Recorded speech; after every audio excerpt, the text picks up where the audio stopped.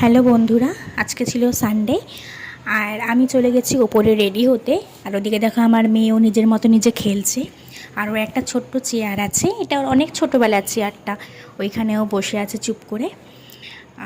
আর আমরা আজকে যাব হচ্ছে ওর হেয়ার কাট করাতে। তো রাস্তা দিয়ে দেখো যাচ্ছে, রাস্তার অবস্থা খুবই খারাপ, কাজ চলছে বলে। তো আমরা হাঁটতে হাঁটতে মার মেয়ে চলে এসেছি পার্লারে। ওই পার্লারে হচ্ছে হেয়ার কাট করে।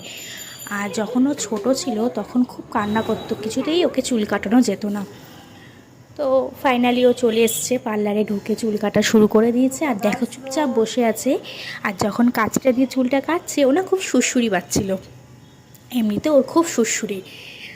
আর ওর চুলটা কাটার সময় ও খালি এদিক ওদিক নড়ছে, আমাকে দেখছে বারবার। তো ভালোই কেটেছে চুলটা। আর দেখো চুল কাটার পর ওর ফাইনাল লুকটা দেখো কত সুন্দর লাগছে, মুখটা দেখতে খুব মিষ্টি লাগছে। তারপরে ওকে ঝেড়ে ঠেড়ে দিচ্ছিলো ব্রাশ দিয়ে, যেহেতু গায়ে অনেক চুল ঠুল পড়ে গুড়ি গুড়ি। আর যিনি চুল কাটছিলেন তিনিও খুব ভালো কাটেন, আর ওকেও খুব ভালোবাসে, আমাদের পাড়াই দোকান। তো চলো বন্ধুরা, আজকের ভিডিওটা এই পর্যন্তই। দেখা হবে অন্য কোনো নতুন একটা ভিডিও নিয়ে। সবাই খুব ভালো থেকো, গুড নাইট, টাটা।